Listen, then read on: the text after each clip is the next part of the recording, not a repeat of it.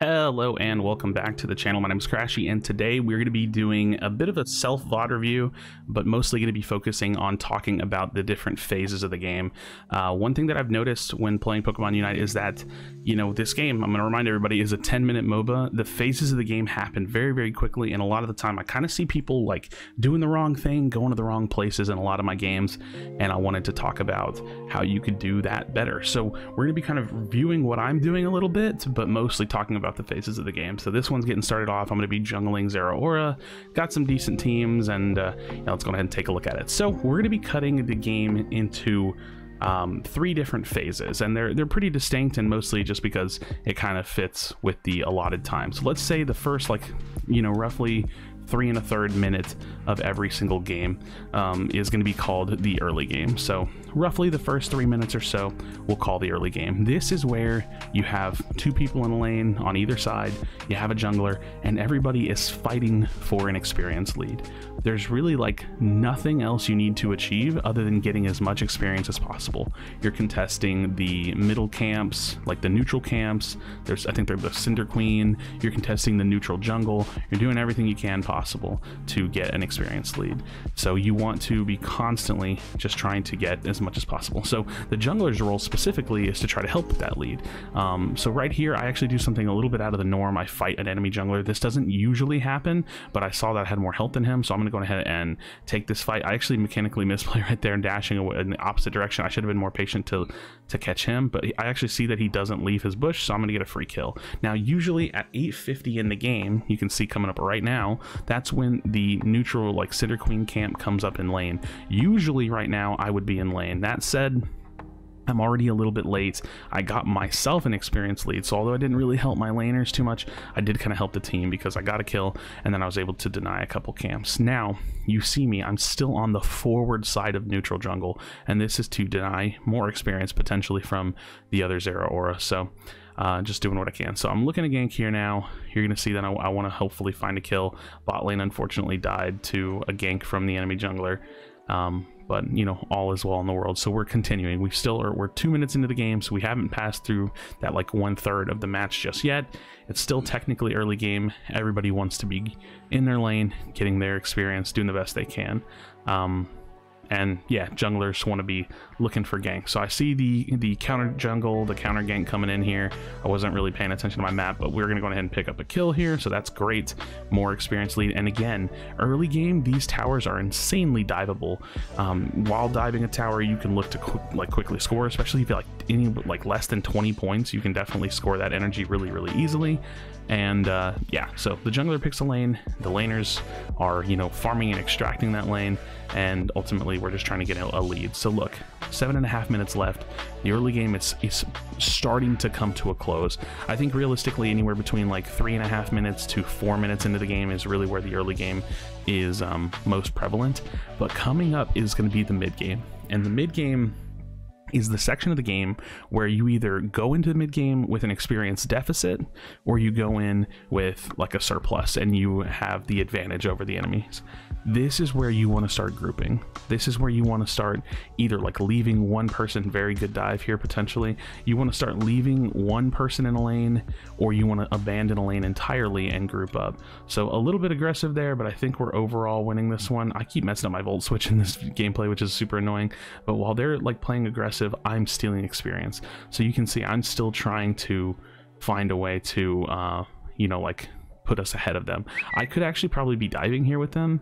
I think either would be appropriate. I think the scary fear for me in this situation is that they overstay and then they die for it. But it looks like we're doing well, and I think we're going to go ahead and pick up some more kills. I'm just going to go ahead and volt switch back, and we'll get out of there. So, Dreadnought is up. We have Rotom is up. Like I said, this is the phase of the game where you want to start grouping.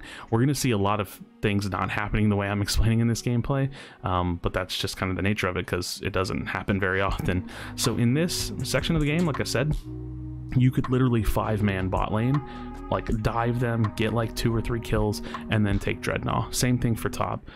You could, you know, 5-man dive, get Rotom, and then, you know, like knock out that first tower. Sometimes in this phase of the game, actually it's probably like half and half in this phase of the game, your lane will either have already lost their first objective, their tower, or you'll have already taken it. It's just kind of like how it lines up. Like it just tends to be that way. So just the way that, you know, the games go, naturally one team's gonna have an advantage. So we're kind of grouping up a little bit more now. You start to see us like being like 3-4, and I'm getting my ult. I wish I would have like had time to like select it. We kind of throw that fight there a little bit, but like I said, this is the phase of the game where you really want to be grouped. The more grouped you are, the better the results. So you can actually start to see that from them as they were able to clean up that fight. So we have 1 tower down top, and they have our tower down bot.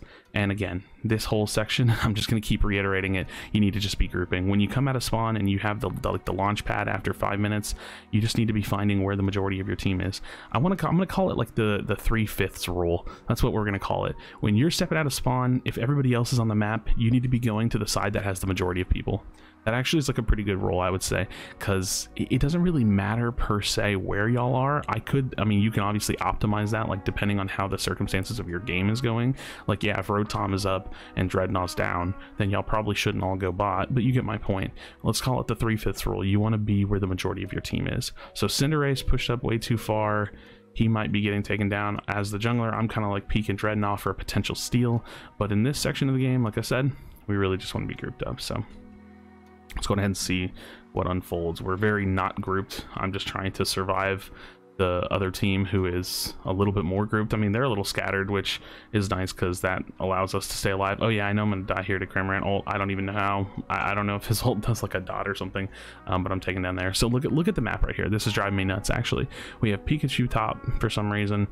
We have Slowbro walking around, Pikachu just based. Actually, Pikachu based and it's coming down to health, so that's good because that's what you want to do. You want to be full grouped here. Now we're approaching like the last like 3.5 minutes of the game. This is the end game. This is, you know, whatever has happened throughout this section of the game dictates what you do now. If you're in the lead, you want to start preparing. You want to be all grouped up, of course. I mean, like I said, you should be all grouped up no matter what, but you want to start preparing for Zapdos. You want to start preparing for every single team fight. You want to start being a little bit more meticulous and careful with your ultimate, because you don't want to not have your ultimate going into Zapdos. Unfortunately, Zeraora just kind of like blew us up there, but it's all good. So we're going to continue to group. Like, okay, look, you see Venusaur top, we honestly shouldn't care. No one's going to stop him. So having Talonflame and Cinderace going to like try to stop him whenever he's already done doing what he's doing is kind of pointless. Luckily for me, I do have my ult here and I'm able to wipe out a few of them because Zeraora's crazy. But that's a pretty big thing. So like right now, this is like super dangerous though, because if they were all 5, even though I have my ultimate, I don't think I'd be able to kill them all. So we have like Cinderace, Talonflame getting the top Rotom, which is like not bad. It's not bad, but it's just really risky for us to be this split. Pikachu's camping on our side, which I don't think is terrible because you want those. And this push right here, this is for sure bad. Like they're probably going to die. One of them is going to die, if not both of them, because they're just way too pushed by themselves.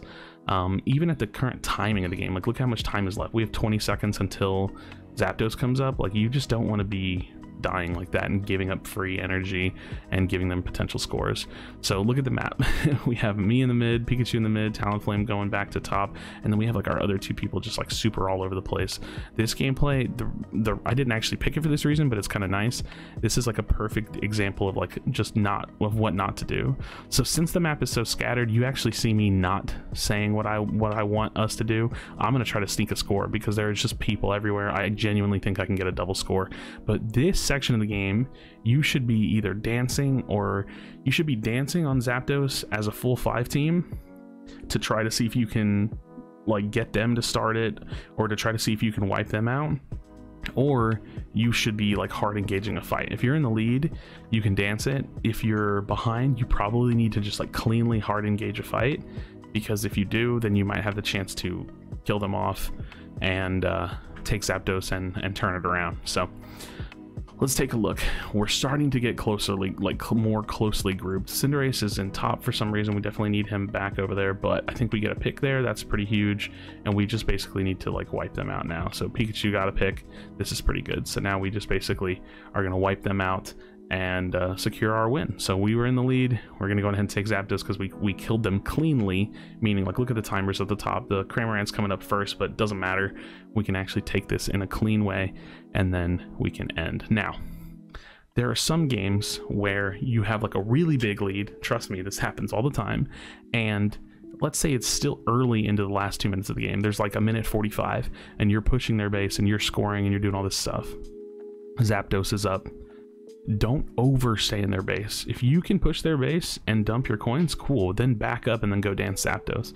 Don't fall into the trap of overstaying in their base and then them killing you with like 30 seconds left, 45 seconds left, and going and taking Zapdos. So let's go ahead and get a little recap while this is closing out. The first few minutes of the game, you're all in your assignments. You're in your lanes, you're in your jungle, and you're trying to get as much of a lead as you can, which means taking as much of the neutral experience as you can and beating them in kills. That's what you want to do. The mid game is time to group. You can 4-man group, you can 5-man group, you can abandon a tower, doesn't matter. You want to be grouped up, you want to take that experience lead that you hopefully got and put it to work. End game is perma-grouped continuously, playing for big objectives, being ready for Zapdos. So yeah, thank you guys for checking out this video. I definitely do appreciate it. Let me know your thoughts in the comment section down below. What do you think about the different phases? Do you agree with me? Do you not agree with me? Trust me though, I wouldn't steer you wrong. But as always, thank you so much for checking out the video. And yeah, you know the deal. Be sure to be kind to one another. Tell someone that you love them, and I'll see you on the next video.